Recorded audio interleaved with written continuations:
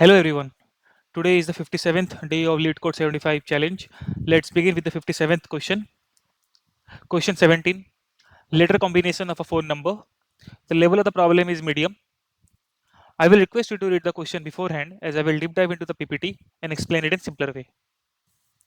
Now let's understand the problem in the easiest way possible. So you are given a string digits containing only digits from 2 to 9. Okay, that is inclusive. Now, each digit maps to specific letters as on a phone keypad. That is basically means it is similar to a phone keypad. If you can look at here, 2, right? If there is 2, we have ABC. For 3, we have DEF.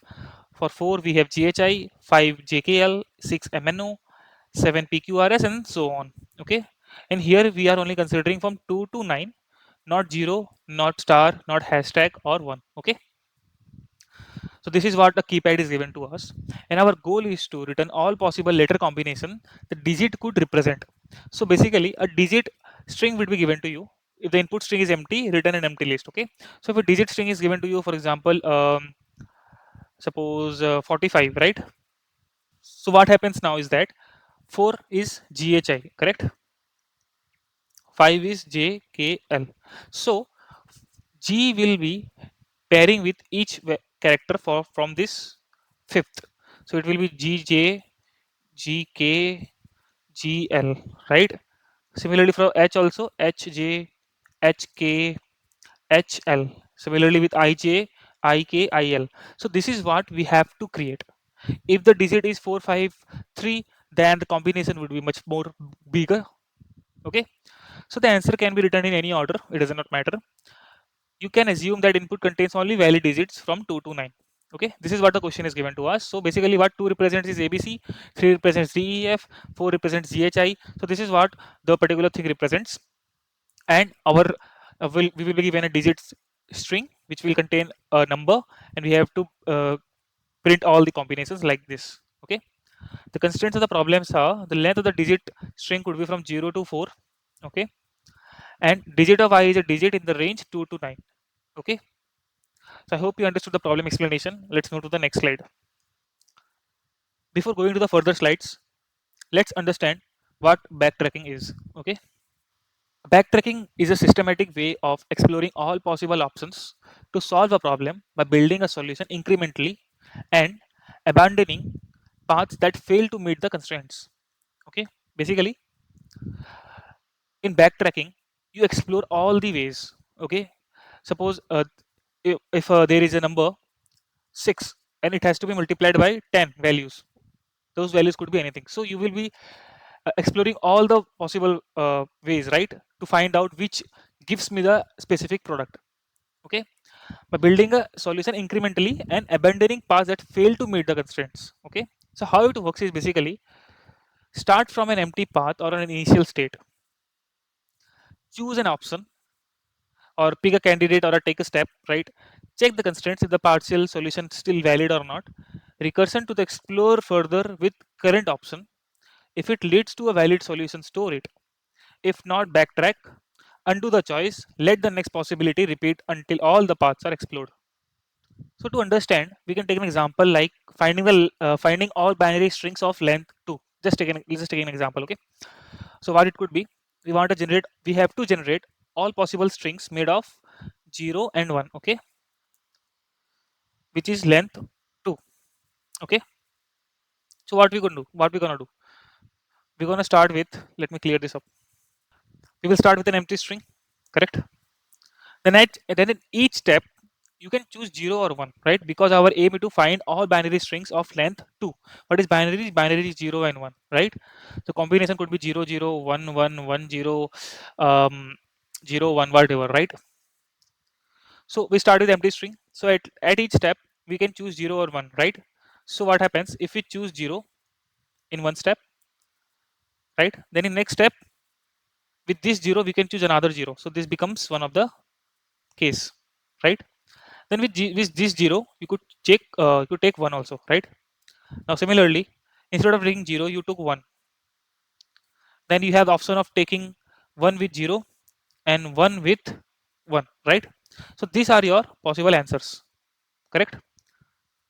So if you go much more further, the length will increase to 3, right? That is our base case. That is what is written in point number 6.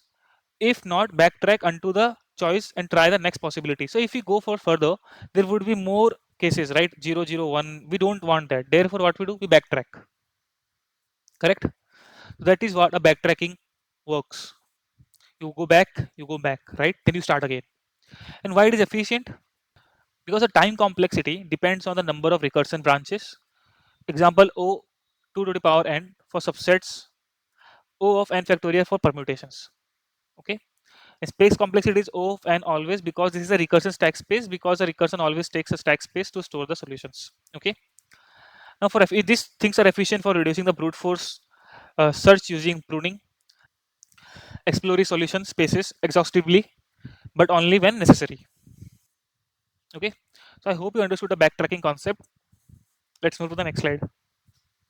Now, where backtracking is used? It is used in combinations and permutations, building a set of numbers or characters. For example, you can practice question number 39 from Leetcode, combination sum, permutations, 46 question number, right? It is using n queen problem. It is a very famous problem. Place n queens on n cross n board with no two attacking each other, or no two queen attacking each other. Okay, this is a classic CS backtracking problem. You should definitely practice this. Sudoku solver, we fill a 9 cross 9 board so that every row, column, and 3 cross 3 box contains 1 to 9 exactly once. Basically, we code Sudoku here. Okay, problem number 37. We use this backtracking in the subset and combination with constraints problems, where we have to generate all the valid subsets in a given specific rules. You could practice problem number 90 from Leetcode subset 2 or combination sum 3. Backtracking is also used in word search, pathfinding in grids. You could practice question number 79, word search, which will help in searching for sequence in 2D grid. So this is all about backtracking and its concept. I hope you understood it. Let's move to the next slide. Now let's understand the input output of the problem. So here we have been given digit 23, right? 23. Now for 2 we remember it was A, B, C. For 3 it is D, E, F. Correct? And we have to make all their combinations basically, right? Or the pairs we could say. So what will happen? A will combine with D, E, and F. B will combine with D, E, and F. C will combine with D, E, and F, right? And because of this, what we will get? A, D, A, E, A, F, right? A, D, A, E, A, F with B, D, B, E, B, F, right? B, D, B, E, B, E, F. Similarly, C, D, C, E, and C, F, correct? So total are 3, 3, 6, 7, 8, 9, so 9 pairs. We could say 9 numbers of combinations. Okay. And similarly for digit equals to 2, output is ABC. Reason being 2 represents A, B, and C only, right? And it has to make combination with itself. Therefore, only A, B, and C. Okay. So I hope you understood the input output explanation. Let's move to the next slide. To understand what problem is asking, we should build up an intuition to the problem. Let's do it by understanding the goal first.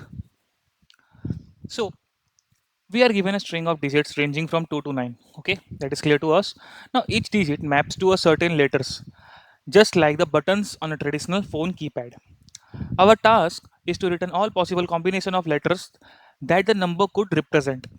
For example, a digit 2 maps to ABC, so 23 maps to the combination of every letter in ABC with every letter in DEF, because 3 maps to DEF, correct? That is what we understood. Now we must explore every possible combinations and return all results in a list. So the brute force solution could be trying all possible combinations by manually nesting loops for each digit. This becomes impractical as the number of digit increases due to the exponential growth. Reason being, if you remember, so the length of the digit string is given from 0 to 4, right? So if I do a nested loop, okay, if we do a nesting loop, considering the number of digits we have been given by taking the size, this becomes an impractical as the number of digits increases due to the exponential growth. Therefore, we have to find a solution which explores all the solutions or all the paths and gives us the correct answer. Okay, so let's visualize this process. Let's take an example for digit. um, I'm writing D. Okay, D for, let's take 24. Okay, so whenever this kind of questions is given to you and we have to find all the possible ways or have to explore everything, it's simply a backtracking question. So to understand backtracking, the simplest way is to draw a recursion tree. So D given to us is 24. Fine. So let me write it here, 24, and let idx be the index for this particular thing. Okay. So for 2, you have to know what is the uh, characters to it, right? So for that, what we could do, best and simplest thing is we could create a map. How the map will be created? Suppose let this is a map. Okay, 0 is empty, 1 is empty. If you remember, from 2 we have the digits, right? So A, B, C, right? Then D, E, F, G, H, I, right? Similarly, we will make the map. Okay. Now from map, what you will do? IDX, right? 0 and 1. Okay. So what you will do? You will take this 2 and you will write map of 2, and you will get the corresponding value, which is ABC. Correct. So what you will do? You will write ABC here. Okay. Now you have three possibilities, with A, with B, and with C. Right? Simple as that. But you have to store the values also, right? So for that, you could take a value, right? VAL. Okay. You will store the values here. Fine. Now what will happen? So with A, you will start exploring. Okay. Now here, let it be index I and a for loop. Why? Because since the for the value of 2, we know that ABC is our character. Now with for each character, we have to go and explore the other characters, right, to make the combinations. So for that, to explore this complete uh, string, what do you need? You need a for loop for that, right? You have the for loop here. Okay. So from the for loop, when I equals to 0, you took A. Okay. Now I will come here. You will do how? What you will do? You will do idx plus 1. Idx plus 1 means idx was standing here. So idx plus 1 will be this 4. Why 4? Why idx plus 1? Because you're not going to make pairs with ABC, BCA, right? You have to make pair with the value 4 characters. Correct? That is why when you do idx plus 1, what you get? 4. For 4, what you have? For 4, you have G, H, and I. Right? Similarly, if you have taken B, if I was equals to 1, again GHI, again GHI. Correct? Now here also, what you will do? For loop. Right? Same, right? Because if you take A, then you joined G with it, then you don't have anything to do, right? So when from A you came to G, already in well you had A. Fine, you had attached A with the well, and when you came to G, I was standing here. Okay, so what you did, you did added A G, so it become A G, right?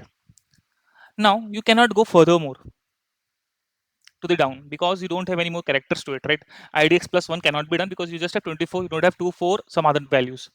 So what you will do, since you got the complete combination here in AG, you will store it in some temporary list. Okay, so you will store it here. Okay, and after that, what you will do, you will pop this out. Correct? Because with A you have done G, but now I will move ahead, right? I will come to H, so you cannot do A G H. It has to be A H. For that, you have to pop this thing out. Correct? So we'll pop this thing out, and we will make another combination with H, so it will become A H.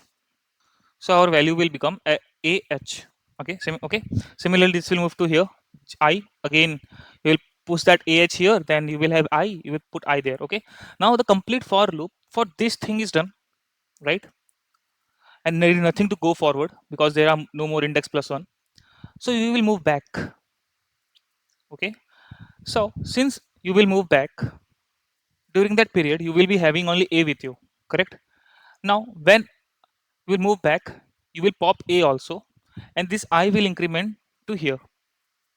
Okay, now again the same process will begin. You will attach b here, you will do idx plus 1 again in this scenario, and you will get this ghi, and you will make the combination. Okay, again you will go back, again you will start with a c, and again you will do here. Okay, this way we will be getting all of the combinations we require. That is what I have written it here. When we reach the end of the digits, we have used all the input digits, this digits, right? We have built a full combination, so we store it. Because in the base case, you practically check that the idx, okay, is idx has crossed or has equal to the length of the digit. This is the base case, the time when you go back from the root leaf. Okay, because when you have explored all of these particular digits, that means that you have done one combination strip. Okay, then you backtrack, go on level up, remove the last character, and try the next option. For example, here I have taken 35 here. For level 0 with 3, you have d, e, f, right? So what you do, from d you go to level 1, we try j, k, l, which gives us dj, dk, dl, and backtrack and try the same thing for e and f. Fine. This recursion process continues until all paths from root to leaf are explored, generating all possible combinations. Fine. It is a simple backtracking question where you just have to think how you're gonna proceed with it. That's all. So I hope you understood the visualization process. Let's move to the next slide. Now let's see how we're gonna simulate this. This is the important thing, right? So if you remember, I said d equals to 23, right? 24, and I said that if idx becomes equals to the length of the given d or equals to the given d, what you do? You store this final answer into a resultant something. Okay, resultant array. You just append the output till now which you have created, and what you do? You go back. You just return from there. Fine. And since we know that we will be creating a map, right? Since we create a map, and when we get a index value and it is not greater than or equal to the length of the d, what you do? You take val and integer from the given digits of idx. From here you got the value supposed to in a string format. You converted that value in integer format. Well, then from the map which you created, suppose letters. Oh, sorry, for the map here, what you will do? You will put this val here, and you will get the string. Suppose ABC, right? This is the thing you will do. This is what I have written here. The function keeps track of 4 things. That is the function thing. Okay, this is the base thing. Okay, it means we have used all the digits. At this point, output is complete combination added to the result. Okay, now what will the main function look like? The main function, if you remember, after taking out this val and letters, this is the value from the digit. This is the string corresponding to this particular digit. If you remember, we ran a for loop for character in letters. If you remember that, then what we used to do, we used to call the function. Suppose let it be solve. What do you need here? Of course, you need digits to pass for the next recursion. You will attach the string, the given string, with something, right? Here it will be emptied initially. When you will have an array, suppose result, to store the uh, combination which you get when you reach the base case, right? And you will also share the mapping with you and the index value which will be 0 starting, right? These are the things you will share to the function. Now when this function will be called in the for loop, this particular thing will change to, suppose if you declare a variable output to this output plus character, this will attach the new character from the new digit to this output. Okay, and this 0 will just become index plus 1. Okay, you will see this code properly in the next upcoming slides. So this is just the gist of the code, how you're gonna do it. If you remember, digits is there, output is there, result and index is there, right? We get the digit at the current index, look up the letters from the map. Then for each letter, we add it to the current output variable, recursively move to the next digit. Because we need the combinations of every digit, right? Therefore, we move to the next digit in every function call. And we do the for loop in that. Because when, suppose 2, 4, 3 is there, we took A from here, then we will take B from here, then we will take C. I'm just taking an example, okay? Then here we will take D and F, okay? Then we will come back, we'll pop this, then from here we will take some C and we will go again here, okay? This is how the recursion works. Now what we figured out from this problem, since we need to explore all possible combination, backtracking is the right approach. At each digit, we branch out all its mapped letters and build combination recursively. We learn how to use digit to letter map, just like a keypad, to access the correct letters. We also saw how to add a letter when going deeper and removing it by backtracking to try other possibilities. In Python, specifically in Python, if you remember, I wrote output plus character, right, in the for loop part. This, since strings are immutable, we just cannot store it in a string and modify the string. Therefore, during the function call itself, we do this particular thing. Okay, in C++ and all that, you could just do output dot push or pop, right? Because they are mutable, strings are mutable there, but in Python it is not. That is why we do this thing. So when the backtracking happens, this automatically gets excluded from this particular output string. Okay, so I hope you understood the intuition explanation. Let's move to the next slide. Now let's understand the approach. Check if the input digit string is empty. First step is handling the edge case. Okay, so in the given main function to us, we have to check if the string is empty or the digits which is given to us is empty. We will just return an empty array to it, because an empty input means there's nothing to the map. So there is nothing to map, so no combinations can be formed. In step 2, we prepare the mapping. Mapping is basically creating a list like this. This is 0 index, this is 1, this is 2, DEF, this is 3, GHI, this is 4, right? Similarly, we will create all the mapping. This helps in simulate a classic phone keyboard layout. Now in the step 3, we initialize an empty result to store all the combinations, and we call the helper function solve with initial values at digits, output, index, result, and mapping. Result will store the correct final answer, index to track the current digit which we are in, outputs to store the combinations, digit is the input string given to us, mapping is the map we created. Okay, so it will be something like this. In Python, we will write it as self dot, suppose solve is the function name, therefore we will write it as digit, empty string, result, starting index, and the map. Okay, this way. At step 4, we call the recursive logic inside the solve function. First is the base case. If the index is greater than or equals to the length of the digit, okay. If it is true, we just do result dot append. That means our call is completed here with output string, and we will return from there. Okay. After that, recursive case is done. We convert the digits to an integer value. This happens integer of digits of the index.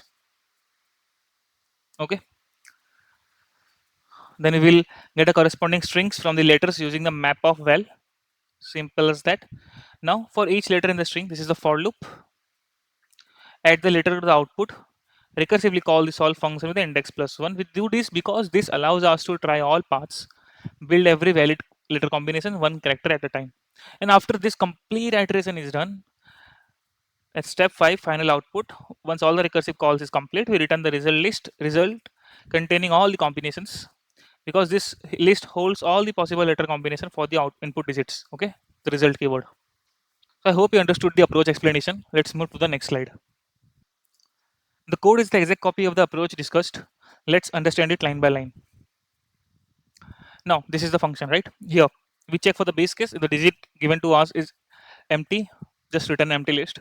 Otherwise, we create the mapping. You can see second index, third, fourth, fifth, sixth. This also represents the keypad values and an empty result to store the final answer. So we call the solve function here with digits, empty list, result, zero index, and the mapping which we created. Then here, if you could see, this is a base case. The index crosses the length of the digit, which means that 2, 4, 3 is there, and you have used all of this. So just put the answer into the result and go back and traverse again. Here, well will convert this value to integer, and this letters we'll put this value to. Suppose if we have 2 here, we will get what? ABC directly, right? This makes us easier. Fine. Now this is the main for loop for character in letters. We call the solve function where we put this output. If you remember, output plus this character, this creates a combination, and we increase the index plus 1. That's all, right? This complete code depends upon how you understand recursion. If you don't understand recursion, it will be a tougher thing to understand for you. But since I have made that clear to you right now, so it should make some sense to you. Okay. Now for this complete code, the time complexity comes out to be 4 to the power n. Now the time complexity is 4 to the power n because we have n digits, right? And each digit give up to 4 choices of letters, right? Because if you remember, for digit 7 we have p, q, r, s, 4 digits, maximum 4 digits. Fine. So for every digit, suppose if you have 3, uh, suppose if you have a, b, c, and p, q, r, s. So for every digit, you branch into at most 4 paths, right? That means that for one digit, 4 possibilities, 2 digits, 4 into 4 possibilities, and 3 digits, 4 into 4 into 4 possibilities, right? That is why the time complexity becomes 4 to the power n. And we also have here, if you could see, we are going for a for loop, right? And I have not written into n. Reason being, I have not written into n for this for loop. Reason being, the maximum length is 4, right? So that is a constant time complexity. That is why that part has been ignored. Now space complexity is also 4 to the power n because this is the number of combinations which will be created. Therefore, same as the number of combinations created is 4 to the power n, as I explained earlier. That is a space complexity will be required by the result list. Okay, so I hope you understood the code explanation. Let's move to the next slide. Now, since we have the understanding of the code, let's look at the dry run of the example. So let's understand this example through a dry run. I have brought down the code here for our understanding. Okay, so let's start 23, and idx will be here. Okay, and output will be here. Great, let's start. So first we check for the base case, that is false. Then we create a mapping, then we have the result, then we call the function. Now initially index value is what? 0, right? So this condition becomes false. Now we come back to here. Now, well, digits of index. Now digits of index means what? Digits of 0. Digits of 0 is what? It is 2, right? So this becomes integer. Now what we do? We put this integer here in the map and we get the value as ABC. Okay, we have ABC now. Now we call for the recursion. In output, what you do? You add a to it because right now the character for this for loop is a. Okay, then you do index plus 1. So and from here index comes here. That's all you have done till now. Okay, now you go back again, you check here, index is not greater than or equals to the length of the digits, because don't get confused here. Here idx value is 1 but the length is 2, right? This is 0 based indexing but the length is 2, correct? That is why this condition become false. Again we do the same thing. This is 3, and for 3 we get the mapping of def. So let me write here def. Okay, now you come back here. In output you had a already, so you plus the character of this d. Okay, then you do index plus 1. Now when you go back, it is equals to 2, right? So in result array, let me write it here. In result array, what you do? You append this output, which is a d. Okay, and then you return from here. Now when you return from here, what happens is that you come back to this function again, and you come back to this for loop, and taking, instead of taking this D, now we will take E. Okay, again output this will get popped, and then E will get attached. Again you will come back here, you will condition becomes true, you add AE, then you return back again. So from here you return back again, so this E gets popped. Fine.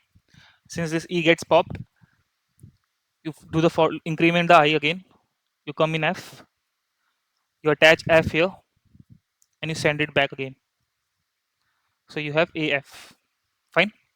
Now if you could see, you will return from here again, and you will see that this particular for loop is done for this particular DEF, right? So what will happen, you will go back again. Okay, you will come back here. Now this I from here, it will come to the B. I will come here, okay, to the B. Now from B, now we in the for loop of B, right? Again you will call this function with index plus 1, because when we go back to B, the index also come back to 2, right? Then again it come back to B here. Now index is here again. Again for loop will be there for D, E, and F. Okay. With B you will attach D. Okay. You will check the length here. Same thing will happen again and again. So I'm not writing complete recursion here. I'm leaving it for you for your understanding and for your dry run. And this way we will have BE and BF. Then similarly again this will go back. This index will reduce to 2 again. Then for this particular for loop, you will come to C. Again index will increase and it will come to 3. And again we will do DEF. Okay. So this is how the complete recursion will happen. I have shortcut the recursion so that you could do the remaining ones. If you have any doubts or confusion about the solution we arrived at and how we arrived at it, I would suggest going back and understanding the intuition, the approach, and the code, and also the backtracking concept. After that, do a dry run by yourself on 2-3 examples, and I'm pretty sure you will understand both the solution and the thought process behind it. Now let's move to the next slide. Now, since we are familiar with the problem and the solution, let's move to the lead code and code the solution. So let's start by writing the base case that if not digits, return the empty list. Okay. Otherwise, we create the mapping. Let me write it as map only. Map. Let me write map. Yeah. So it will be like A B C D E F G G H I J K L M N O P Q R S T U V W X Y Z.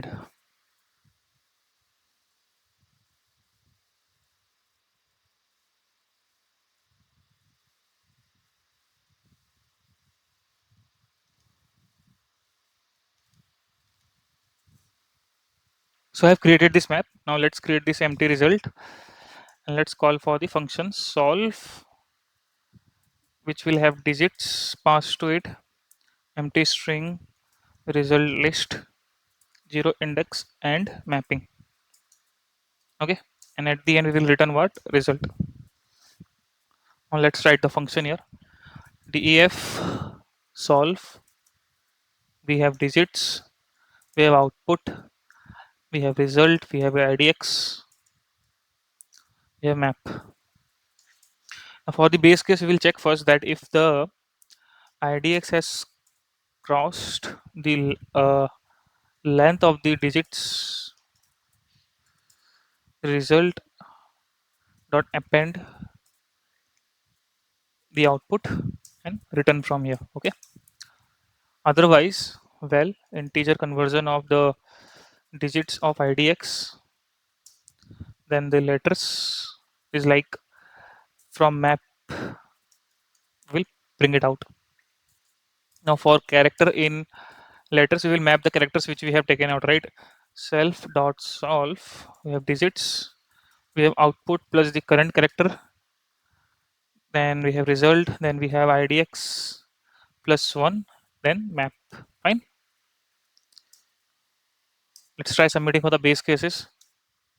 Okay. There was an issue of the comma here. Let's try again.